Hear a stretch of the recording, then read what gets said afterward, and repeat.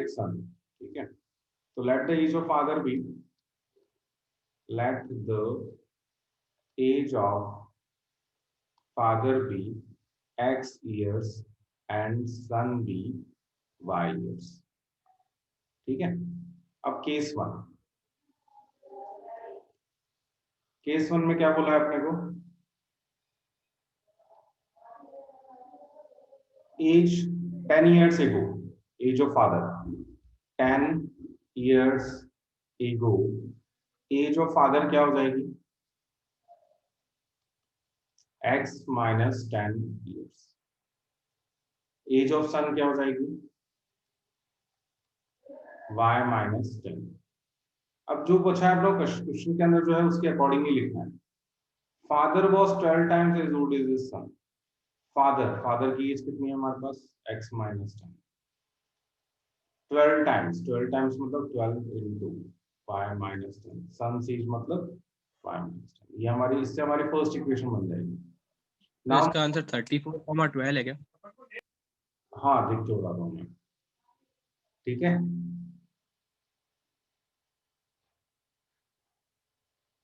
Ten years hence, अब 10 years hence क्या होगा, सर यस सर आप कल रिकॉर्डिंग भेज दोगे क्या इसकी? हाँ okay sir, thank you sir. Sir आज क्लास अटेंड नहीं कर पा रहा सर, बाहर हूँ इसलिए सर। ठीक है, okay. Okay sir, thank you sir. x plus 10, hence का मतलब बाद में, हैंस और एगो, ठीक है। एगो मतलब पहले की बात करें, हैंस का मतलब आफ्टर, हैंस का मतलब क्या हुआ, आफ्टर। तो x प्लस 10 साल बाद क्या एज हो जाएगी, x प्लस 10 हो जाएगी। एज ऑफ सन क्या हो जाएगी, y प्लस 10 हो जाएगी। अब फिर से इक्वेशन पे आ जाओ, अब इन इक्वेशन को आप हटा दो, अब नेक्स्ट इक्वेशन पे आ जाते हैं हम लोग। ही विल बी, ही मतलब father will be twice as old as his son, father से एज मतलब x plus 10 twice as old as his son, ठीक है। अब ये इक्वेशन आप बना सकते हो, x plus 10 is equal to 2y plus 20, shift कर लो इसको, ये इक्वेशन बनेगी x minus 2y is equal to 20 minus 10 is 10। First equation यहाँ से बनेगी, सेकंड इक्वेशन, फर्स्ट इक्वेशन इससे बनेगी, सेकंड इक्वेशन इससे बनेगी, दोनों को सॉल्व करेंगे तो present age of father and son आ जाएगा। Clear, clear. 34 and 12 years, correct. Next question देखो, यहां तक समझ में आ गया, कोई दिक्कत नहीं है, ठीक है। Age of father is 3 years more than 3 times the age of his son. अब मैं थोड़ा शॉर्ट में लिख रहा हूं, फादर की एज x ले ली, सन की एज अपन ने y ले ली। नाउ एज ऑफ फादर, अब देखो यहां पे एज ऑफ फादर इसके लिए आएगा equal to 3 years more, 3 years more का मतलब होता है 3 प्लस। सो इक्वेशन कुछ इस तरीके से बन रही है हमारी, y is equal to 3 plus 3 times sun's age, sun's age मतलब x, so this is your y is equal to 3 plus 3x, first equation। now 3 years hence, अब इन पर पीछे वाली चीजों को भूल जाओ आप, ठीक है। 3 years hence, case 2, 3 years hence father की एज हो जाएगी x plus 3 years, सन की एज हो जाएगी y plus 3 years। यहां तक समझ में आया कि नहीं आया? अब आगे आप देखो, age of father, age of father मतलब x plus 3, 10 years more, 10 years more, twice the age of son, twice age of son, y plus 3, ठीक है। ये प्रेजेंट इस एज के हिसाब से लेना है अपने को, ठीक है। ये प्रेजेंट एजेस है, ये जो है ये मैंने लिखा है, ये इनकी प्रेजेंट एज है, ठीक है, क्लियर। और ये जो है ये 3 years हैंस का है। सो इसकी इक्वेशन बन जाएगी x plus 3 is equal to 10 plus 2y plus 6, तो इसको शिफ्ट करेंगे उधर तो x minus 2y is equal to 13, तो ये दोनों को सॉल्व कर लेना, x और y आ जाएगा। क्लियर हुआ कि नहीं हुआ? आगे बढ़े? Yes sir, clear. सबको समझ में आ गया ना? नेक्स्ट लिखो,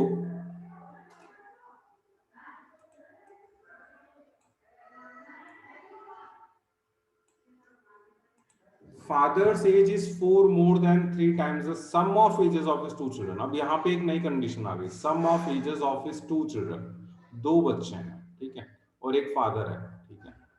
तो फादर्स एज तो अपन x मान लेते हैं, और यहाँ पे सम ऑफ एजेस ऑफ 2 चिल्ड्रन को y ले लो आप। ध्यान से देखना, मैंने सम को ही y ले लिया है, ठीक है, जो सम है उसी को मैं y ले रहा हूं, दोनों का टोटल, ठीक है। नाउ अब कंडीशन पे आ जाओ। फादर्स एज का मतलब हुआ x,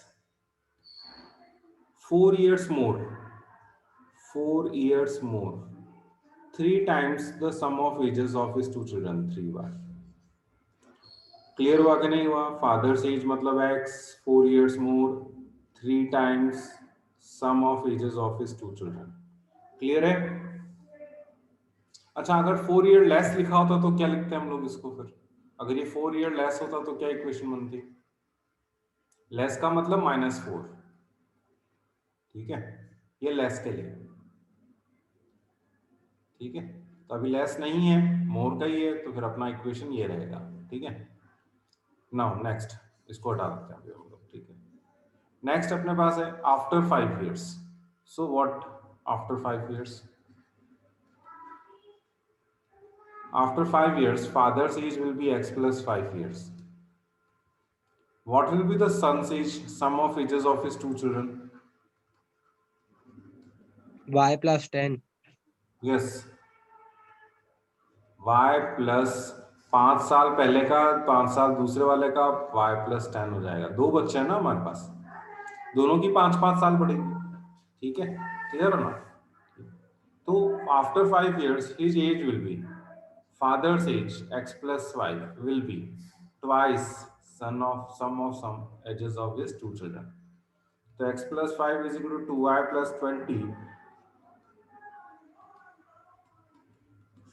हो गया क्लियर?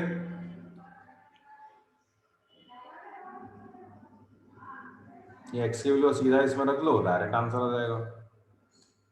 नेक्स्ट बढ़े आगे, ये हो गया एज वाले क्वेश्चंस, ठीक है। Now next, fix charge and the variable charge. ये है फिक्स चार्ज और एक variable charge, depending on whatever consumption of a thing is there। A taxi charge consists of fixed charges and remaining depend on distance traveled in kilometers। तो एक तो है fix charge, तो fix charge को हम लोग मान लेते हैं ₹x and remaining depend on kilometres. तो चार्ज पर किलोमीटर कितना लिया अपन ने? Per kilometre is equal to ₹y, ठीक है। नाउ फर्स्ट केस, ये फर्स्ट केस है। स्टेटमेंट आप एग्जाम में लिखना पूरा ऐसे लिखना, ऐसे इफ अ पर्सन, पूरा स्टेटमेंट लिखो आप ₹98 तक। तो उसके बाद आप इक्वेशन बनाओ। If a person travels 10 kilometres ही हैज टू पे ₹68। यानी कैसे बनेगी इक्वेशन हमारी? फिक्स चार्ज लगेगा 10 किलोमीटर का, 10y लगेगा, टोटल कितना पे किया? 68 पे किया। केस 2, केस 2 में है ₹68 तक है, सॉरी ये 68 है और 98 का स्टेटमेंट अलग है। For 15 kilometres he page ₹98। Fix charge कितना है हमारे पास? x। 15 किलोमीटर का हो जाएगा 15y इज इक्वल टू 98, ठीक है। क्लियर और नॉट? यहां तक समझ में आया कि नहीं?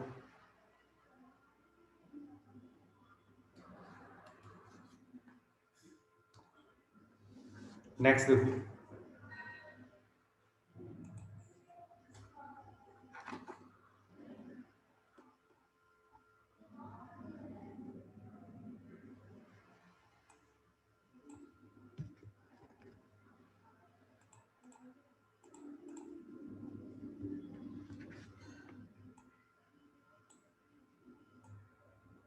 ये इजी है, बना सकते हो क्या?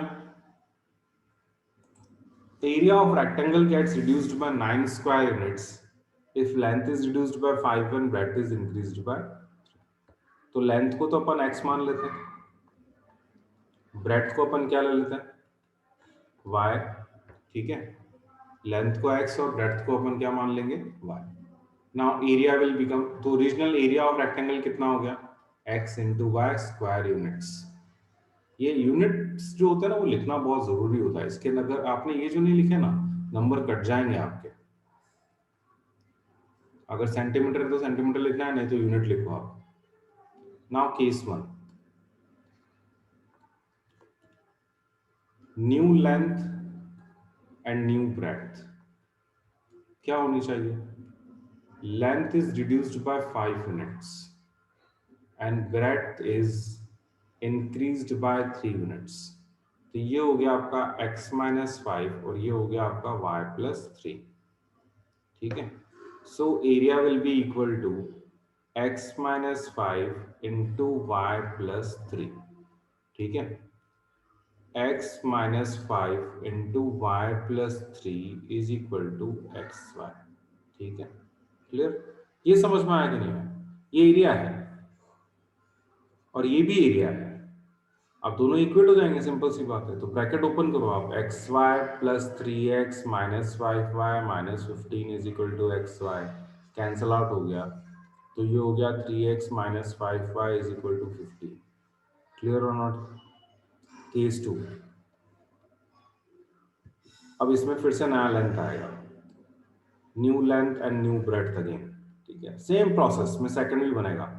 If we increase the length by 3 units, अब पूरा पुराना वाला केस भूल जाओ. ठीक है, अब नए वाले केस पर आ जाते हैं हम लोग इधर. If we increase the length by 3, यानी लेंथ हो गया हमारा x plus 3 and breadth by 2, अब ब्रेड्थ को भी इंक्रीज ही कर रहे हैं तो y प्लस 2, तो new area will be equal to, यहाँ पे भी न्यू एरिया लिखना, x plus 3 length into breadth, और ये कितना बोला हुआ है, एरिया इज इंक्रीज्ड बाय 67. इसका क्या मतलब होता है, अच्छा यहाँ पे एक मिस्टेक हो गई है, जस्ट अ मिनट. हाँ, इसमें ऊपर वाले में लिखा था area of rectangle gets reduced by 9. Gets reduced by 9 का मतलब है यहाँ पे माइनस 9 भी आएगा. ठीक है, माइनस 9 15 तो जाएगा, तो 15 प्लस 9 कितना, माइनस 9 कितना हो गया 6 आएगा. करेक्शन समझ में आया आपको, करेक्शन करना है, ध्यान रखना. ठीक है, तो सेकंड की इक्वेशन बोलो कितनी होगी, फिर इसके रेस्पेक्ट में सेकंड की इक्वेशन क्या होगी, क्या लिखूं बोलो.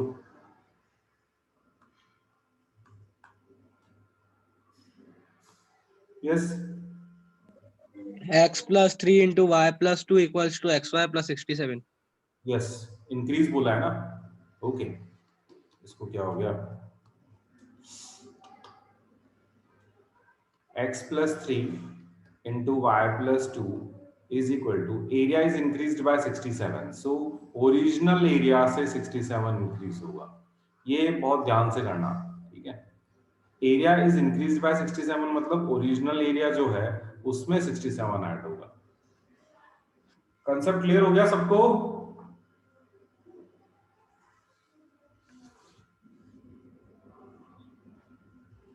अच्छा, अभी भी ठीक है, इस टाइप का फिर मैं क्वेश्चन आपको दे रहा हूं, आप करना. Points A and B are 90 kilometre apart. Points A and B are 90 kilometre apart. ये 90 किलोमीटर का डिस्टेंस है. ठीक है, a car starts from A and another from B at the same time. If they go in same direction, they meet in 9 hours. ठीक है, and if they go in opposite direction, they meet in 9 by 7 hours.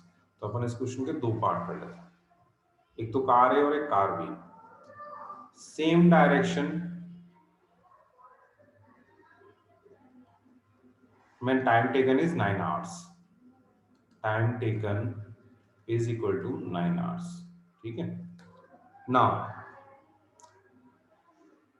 अब इसका diagram कैसे बनेगा, A है, ये B है, अभी दोनों सेम डायरेक्शन में जा रही है तो आगे गई C पे जाके मिलेंगी. करेक्ट और नॉट. स्पीड A की अपन A मान लेते हैं, स्पीड ऑफ A x मान लेते हैं, और स्पीड ऑफ B अपन कितना मान लेते हैं y किलोमीटर पर आवर। ठीक है, now time taken by car है, इन्हें कहां से कहां तक का डिस्टेंस ट्रेवल किया हुआ है, sorry A distance, to C. Distance travelled by A निकालना, डिस्टेंस ट्रेवल्ड बाय ए से लेके सी तक। ठीक है, ए सी कितना हो जाना चाहिए, डिस्टेंस का फॉर्मूला क्या होता है, speed into time, Speed into time. x into 9, और डिस्टेंस बाय बी कितना होगा, that is B C, that is y into 9। तो अब डायग्राम से हमारे पास ये कंसेप्ट आता है कि A B plus B C is equal to A C. ठीक है, तो ए बी हमारे पास कितना है, ए बी हमारे पास कितना है 90 plus 9y is equal to 9x।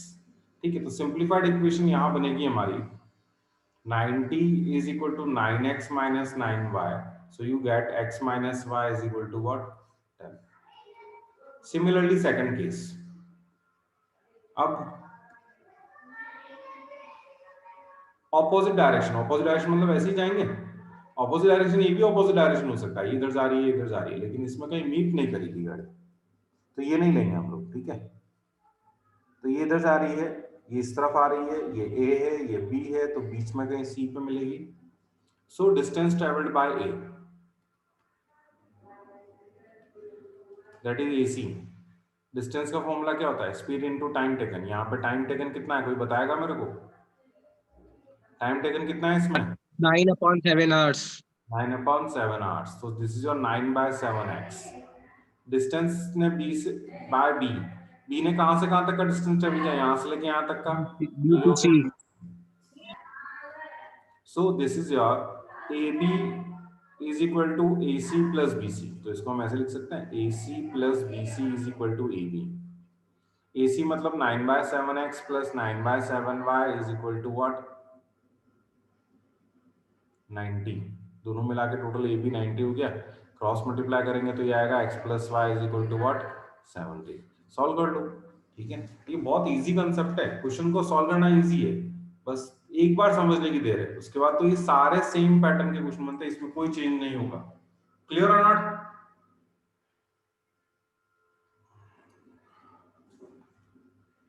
हो गया क्लियर यहां तक?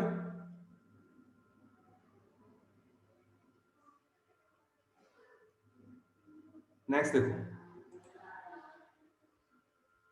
ऐसा एक क्वेश्चन दूं या डायरेक्ट दूसरा वाला ले कंसेप्ट? दूसरा वाला लेते हैं सर। ओके, नेक्स्ट वाला लिखो फिर।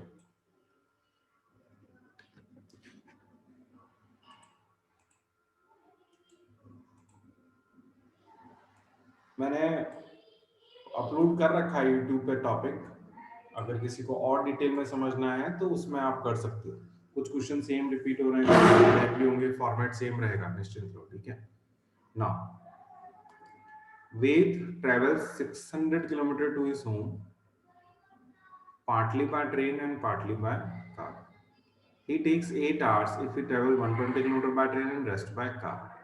ठीक है, मैं एक बना रहा हूँ, दूसरी इक्वेशन आप बनाओगे। ठीक है, स्पीड ऑफ ट्रेन एक्स ले लो,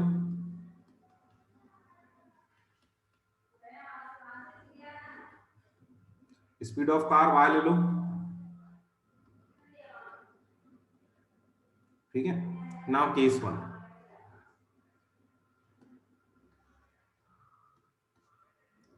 ठीक है, time taken 8 hours.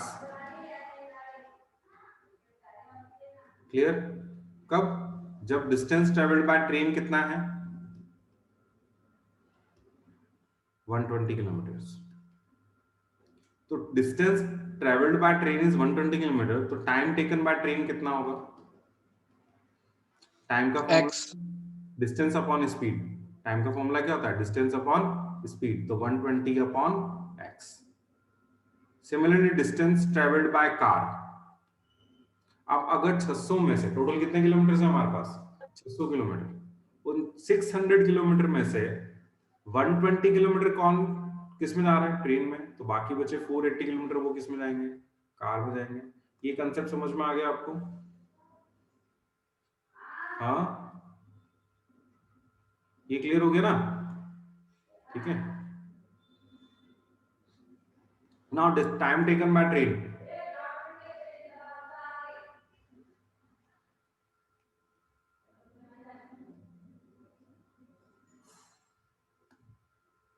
Time by car 480 upon y. Total time taken कितना है हमारे पास क्वेश्चन में? 8 hours. So this is your 120 upon x plus 480 upon y is equal to 8 hours. This gives you the first equation. चलिए second का concept, second की equation बनाइए फटाफट.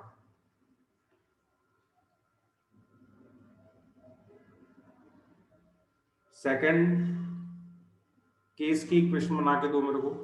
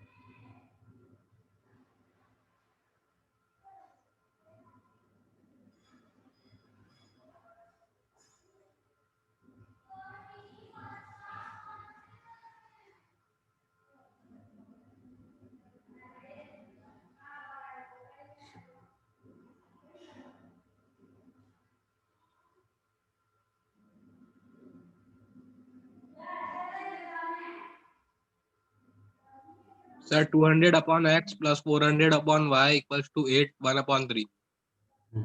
200 kilometre by train है तो इसका हो गया 200 upon x. Rest by car, rest मतलब 400 किलोमीटर कार से, तो उसका टाइम टेकन हो गया 400 अपॉन वाई.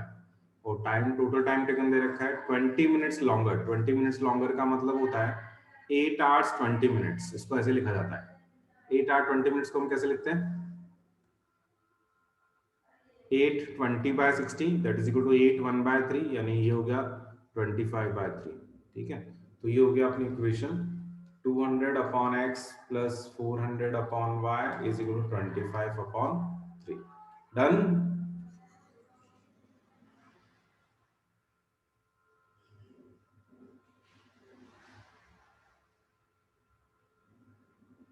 Clear है?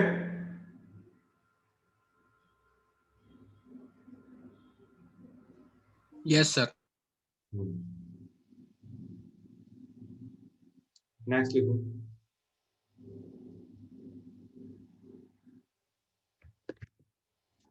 Upstream downstream. Okay.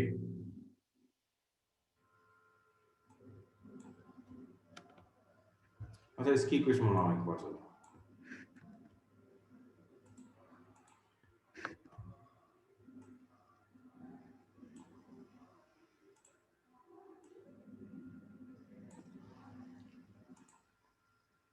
ये बनाओ, फिर अपस्ट्रीम डाउनस्ट्रीम ले रहे हैं.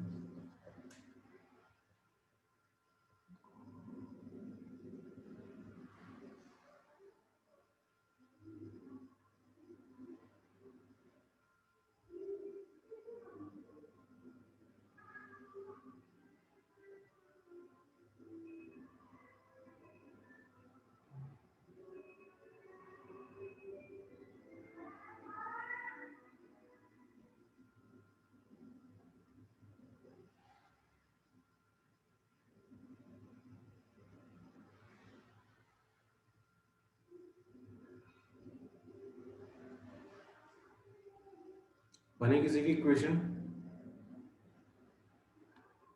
Yes, sir.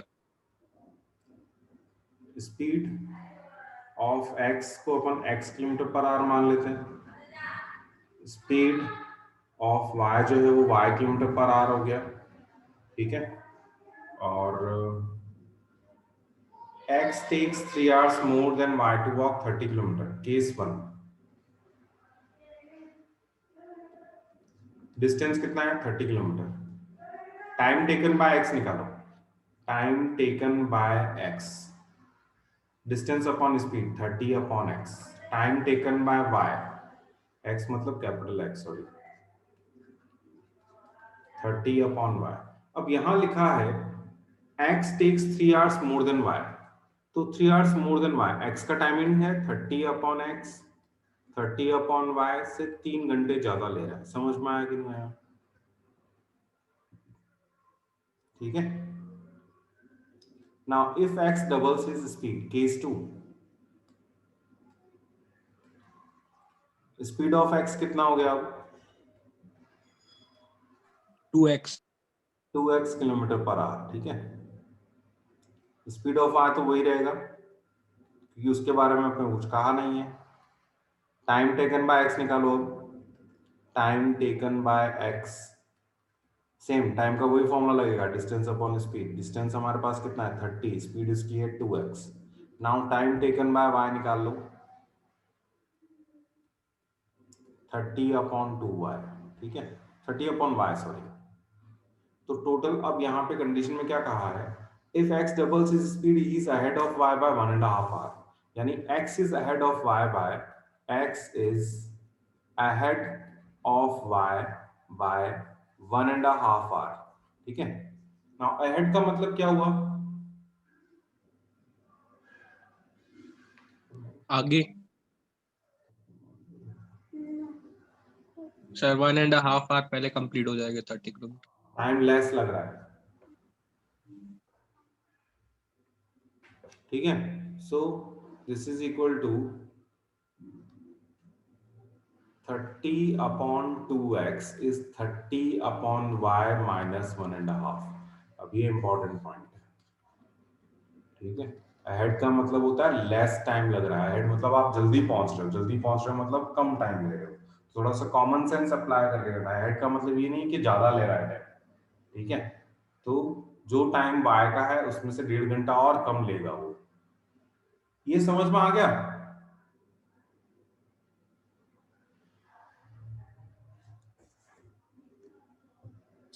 Yes sir. चलिए आगे करें, कंटिन्यू।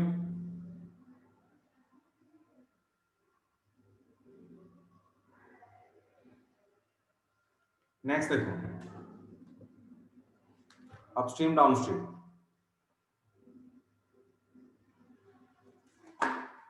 ये सॉल्यूशन लंबा है इसका, बाकी कैलकुलेशन में कोई बड़ी चीज नहीं है। एक फॉर्मेट होता है, वो अपने को हमेशा याद रखना होता है बस।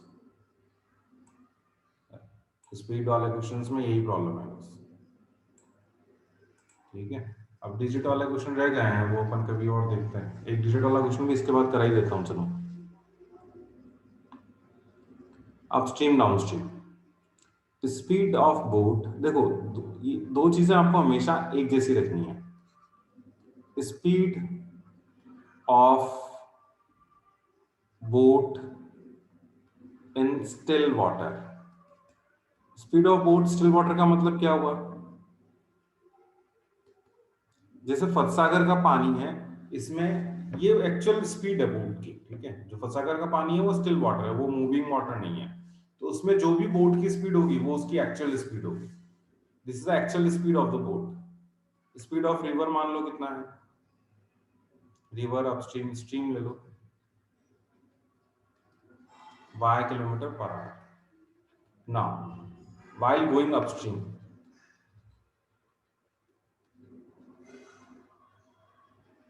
यहाँ पे चेंज आ जाता है। अपस्ट्रीम का मतलब ये पानी है और ये बोट है, दोनों ऑपोजिट डायरेक्शन में है, तो हम बोलते हैं अपस्ट्रीम। इसमें स्पीड कम हो जाती है। यह हो गया x minus y kilometre per hour. ये पॉइंट याद रहेगा आपको। while going upstream, speed of boat, this is the speed of boat. Next, speed of boat while going downstream.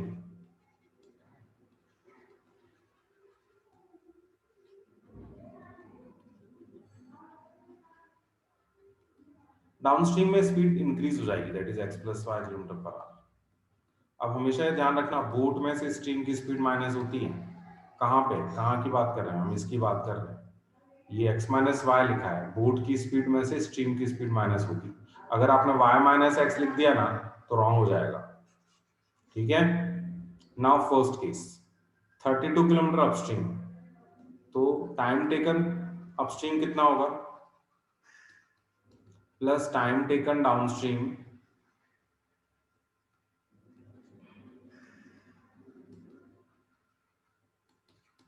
Is equal to 7 hours. ठीक है, अब टोटल टाइम 7 आवर्स दिया हुआ है, पिछले क्वेश्चन में भी हमने यही किया था, टोटल टाइम दिया हुआ था। हमने यहाँ पे टाइम का फॉर्मूला क्यों लगाया है, क्योंकि यहाँ पे अपने को टोटल टाइम गिवन है क्वेश्चन में, एक टाइम डिफरेंस गिवन है, ठीक है, इसलिए हमने उसको टाइम के रेस्पेक्ट में लिया है। क्लियर और नॉट? और यहाँ पे भी हम लोगों ने क्या किया, इसको टाइम के रेस्पेक्ट में लिया है, लेकिन यहाँ पे डिस्टेंस दे रखा है दोनों के बीच का, इसलिए इसको हम लोग इस फॉर्मेट में सॉल्व कर रहे हैं। यहाँ पे हमने डिस्टेंस का फॉर्मूला लगाया है, क्योंकि ए और बी के बीच में 90 किलोमीटर का डिस्टेंस है। डिफरेंस समझ में आया? तीनों केस में अलग अलग फॉर्मूले क्यों लग रहे हैं? कोई doubt?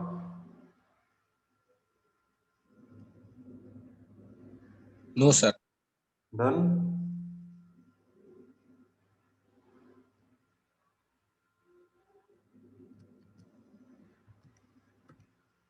Now time taken upstream, time taken upstream कितना हो जाएगा? टाइम का फॉर्मूला होता है डिस्टेंस अपॉन स्पीड, तो डिस्टेंस अपस्ट्रीम हमारे पास 32 किलोमीटर है, speed x minus y, downstream 36 kilometre है, x plus y is equal to 7 hours. Similarly second condition बनेगा 40 किलोमीटर अपस्ट्रीम के लिए 40 upon x plus x minus y plus 48 kilometre downstream x plus y, total time taken is 9 hours. तो दो equation बनेंगे। Clear? ये solve करना आपको आता है ना?